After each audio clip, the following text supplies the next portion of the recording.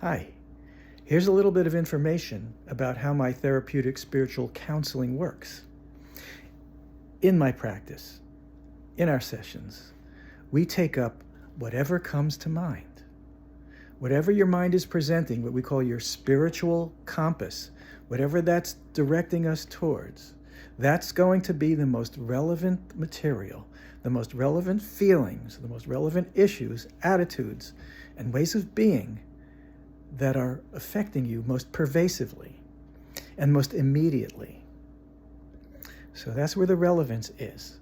So for those who practice therapeutic spiritual counseling, all those people that I've trained and all those people that I am training, it's a very important perspective to maintain that if you're running some particular technique with the individual, let's say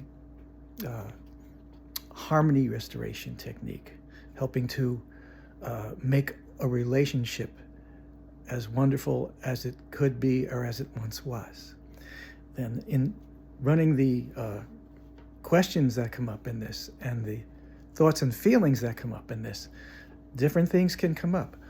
Moments of shock that the person has experienced can come up. So because this becomes accessible, you take advantage of this opportunity to process those things, to have that person digest and process that material, which is very liberating for them. And it's what they need, which is why it's coming up. So you take advantage of that.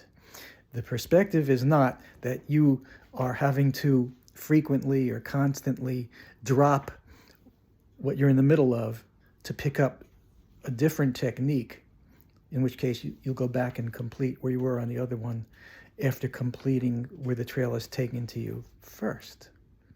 But it's not that you're having to shift and drop and change directions.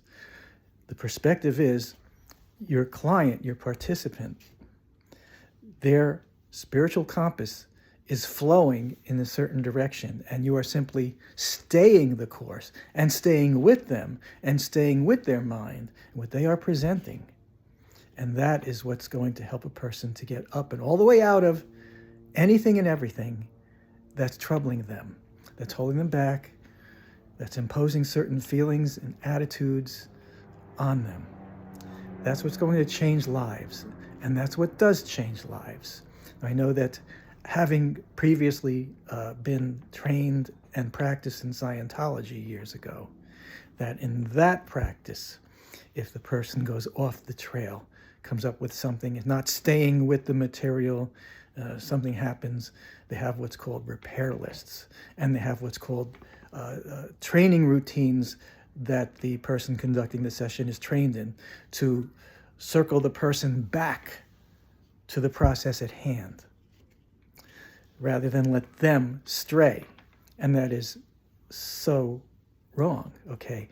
What happens then is the subjects that are taken up, the work that you're doing, becomes more and more superficial in terms of how much it really matters to the way that that person's being as compared to the way they want to be, in terms of really helping a person to resolve pervasive things that really have an effect on their consciousness and their state of being.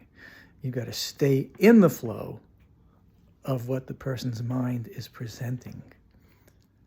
It's not about your flow as the person conducting the session of trying to stay in your script of whatever technique you're running. You're actually there to parallel and stay in the flow with and of what is coming up in the other person's mind. Their spiritual compass is providing everything and anything, exactly what needs to be processed next, because it's linked to their aspirations, their desires, the things they're trying to change about themselves. So you never, ever, ever get in the way of that. You never, ever, ever take the perspective that they're jumping ship to go on to something else. They are in their flow, and you can best serve them by, rather than having some resistive point of view that you're having to change direction. That's not what's really happening. You're staying in the direction of their spiritual compass, and the results are very rewarding and very liberating. So you're staying in the flow, Stay with them, because your spiritual compass is a perfect instinct that always brings to your mind exactly what door needs to be opened next to free you from the feelings and attitudes that are oppressing you.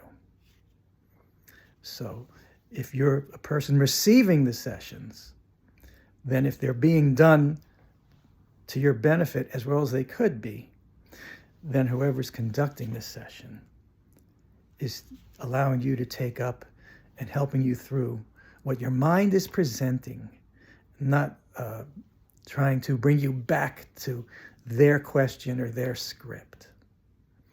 You should never feel like you're giving the counselor a hard time or making things difficult or failing to answer the question or quote unquote straying from the subject. I know that when I'm with a client and we're doing a session and the question I ask takes them into a train of thought, into subjects and materials that don't seem to relate. Sometimes the client will even say, I'm sorry, I'm going off the subject. Oh, no, you're not going off the subject. You're exactly where you should be. And let's just stay in the flow of what's coming up for you. And that is a very good feeling, a very comforting feeling, and a very validating feeling. And it always gets the best results. It always makes for something meaningful, something that changes the person's life to be allowed to occur.